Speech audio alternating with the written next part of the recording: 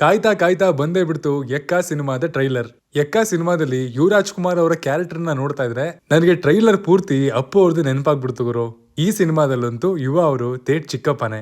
ಅದೇ ಮ್ಯಾನರಿಸಮ್ ಅದೇ ಎನರ್ಜಿಯಲ್ಲಿ dialogue delivery ಮಾಡಿದ್ದಾರೆ. ಎಸ್ ಇದನ್ನೆಲ್ಲ ಡೀಟೇಲ್ ಆಗಿ ಮಾತಾಡೋಣ. ಟ್ರೈಲರ್ ನೋಡಿ ನನಗೆ ಏನ್ ಅನ್ನಿಸ್ತು ಅನ್ನೋದನ್ನ ಈ ರಿವ್ಯೂ ಹೇಳ್ತೀನಿ, ಬನ್ನಿ ನೋಡ್ಕೊಂಬರೋಣ. ಹಾಯ್ ಗುರುವೆ, ಎಲ್ರಿಗೂ ನಮಸ್ಕಾರ ಅಂಡ್ ವೆಲ್ಕಮ್ ಟು ಖಡಕ್ ಸಿನಿಮಾ. ರೋಹಿತ್ ಪದಕಿ ಅವರ ರತ್ನನ್ ಪ್ರಪಂಚ ಸಿನಿಮಾ ನೋಡಿದ್ರೆ ಅಥವಾ ನೋಡಾದ್ಮೇಲೆ ಅವರು ಈ ರೀತಿ ಕೂಡ ಮಾಸ್ ಆಗಿ ಸಿನಿಮಾ ಮಾಡ್ತಾರೆ ಅಂತ ನಂಬೋದಕ್ಕೆ ಕಷ್ಟ. ಆದ್ರೂ ಕೂಡ ಎಕ್ಕ ಸಿನಿಮಾದ ಟ್ರೈಲರ್ ನೋಡಾದ್ಮೇಲೆ ಒಂದು ನಂಬಿಕೆ ಅಂತೂ ಸಿಕ್ಕಾಬಟ್ಟೆ ಬಂತು. ತಲಪತಿ ವಿಜಯ್ ಅವರ ಡೈಲಾಗ್ ತರ ಬ್ಲಡಿ ಸ್ವೀಟ್ ಅಲ್ಲ, ಇದು ಬ್ಲಡಿ ಮಾಸ್. ಟ್ರೈಲರ್ ಬಗ್ಗೆ ಮಾತಾಡೋದಕ್ಕಿಂತ ಮುಂಚೆ ಚರಣ್ ರಾಜ್ ಅವರ ಬ್ಯಾಕ್ ಗ್ರೌಂಡ್ ಮ್ಯೂಸಿಕ್ ಫಿದಾ ಆಗೋದೆ ಅಂತ ಹೇಳೋದಕ್ಕೆ ಇಷ್ಟಪಡ್ತೀನಿ. ಚಿಂದಿ ಮ್ಯೂಸಿಕ್ ಗುರುವೆ. ಥಿಯೇಟರ್ ಎಕ್ಸ್ಪೀರಿಯನ್ಸ್ಗೆ ಇದು ಹೇಳಿ ಮಾಡಿಸಿದ್ದು. ಸಿನಿಮಾ ನೋಡಾದ್ಮೇಲೆ ನೀವು ಇದ್ರ ಬಗ್ಗೆ ಮಾತಾಡ್ತೀರಾ. ಇನ್ನು ಟ್ರೈಲರ್ ನೋಡ್ತಾ ಇದ್ರೆ ಯುವ ಹಾಗೂ ಸಂಜನಾ ಆನಂದ್ ಜೋಡಿ ಸಿನಿಮಾದಲ್ಲಿ ಚೆನ್ನಾಗಿ ಕಾಣಿಸ್ತಾ ಇದೆ. ಬರೀ ಆಕ್ಟಿಂಗ್ ಬಗ್ಗೆ ಮಾತ್ರ ಹೇಳ್ತಾ ಇಲ್ಲ, ಅವರಿಬ್ಬರ ನಡುವಿನ ಕಾನ್ವರ್ಸೇಷನ್ ಕೂಡ ಒಬ್ರಿಗೊಬ್ರು ಪರ್ಫೆಕ್ಟ್ ಆನ್ ಸ್ಕ್ರೀನ್ ಜೋಡಿ ಅಂತ ಹೇಳೋ ರೀತಿಯಲ್ಲಿ ಸಿಂಕ್ ಆಗ್ತಾ ಇದೆ. ಇನ್ನು ಡೈಲಾಗ್ಸ್ ಬಗ್ಗೆ ಮಾತಾಡ್ತಾ ಇದೀನಿ ಅಂತಂದ್ಮೇಲೆ ಅದ್ರ ಬಗ್ಗೆ ಕೂಡ ಅಪ್ರಿಸಿಯೇಷನ್ ಸಿಗಲೇಬೇಕು.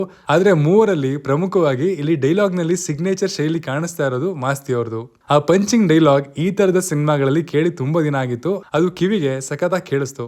ಸತ್ಯ ಹೆಗ್ಡೆ ಅವರ ಕ್ಯಾಮ್ರಾ ವರ್ಕ್ ಚೆನ್ನಾಗಿದೆ. ಸಿನಿಮಾದ ಇನ್ನೊಂದು ಹೈಲೈಟ್ ಅಂದ್ರೆ ಇದು 5 ನಿರ್ಮಾಪಕರು ಸೇರಿ ಮಾಡಿರುವಂತಹ ಸಿನಿಮಾ. ಅಶ್ವಿನಿ, ಪುನೀತ್ ರಾಜ್ಕುಮಾರ್, ಜಯಣ್ಣ, ಭೋಗೇಂದ್ರ, ಕಾರ್ತಿಕ್ ಗೌಡ ಹಾಗೂ ಯೋಗಿ ಜಿ ರಾಜ್. ಅಷ್ಟೊಂದು ಜನ ಪ್ರೊಡ್ಯೂಸರ್ ಇದ್ದಾರೆ ಅಂತಂದ್ರೆ ರೋಹಿತ್ ಪದಕಿ ಹಾಗೂ ಯುವರಾಜ್ ಕುಮಾರ್ ಅವ್ರ ಮೇಲೆ ನಂಬಿಕೆ ಎಷ್ಟಿರ್ಬೋದು ಅನ್ನೋದನ್ನ ನಾವು ಅರ್ಥ ಮಾಡ್ಕೋಬೇಕು. ಟ್ರೈಲರ್ ನೋಡ್ತಾ ಇದ್ರೆ ಸುಕ್ಕಾ ಸೂರಿ ಅವರ ಶೈಲಿಯ ನಿರ್ದೇಶನದ ಸಿನಿಮಾಗಳನ್ನ ನೋಡ್ತಿದ್ವಲ್ಲ, ಅದೇ ಎಕ್ಸ್ಪೀರಿಯನ್ಸ್ ನ ಇದು ಕೊಡ್ತಾ ಇತ್ತು. ಹಳ್ಳಿಯ ಮುಗ್ಧ ಹುಡುಗ ಯಾವ ರೀತಿ ನಟೋರಿಯಸ್ ಗ್ಯಾಂಗ್ಸ್ಟರ್ ಆಗಿ ಟ್ರಾನ್ಸ್ಫಾರ್ಮ್ ಆಗ್ತಾನೆ ಅನ್ನೋದೇ ಸಿನಿಮಾದ ಕತೆ ಅನ್ನೋ ರೀತಿಯಲ್ಲಿ ಕಂಡು ಬರುತ್ತೆ.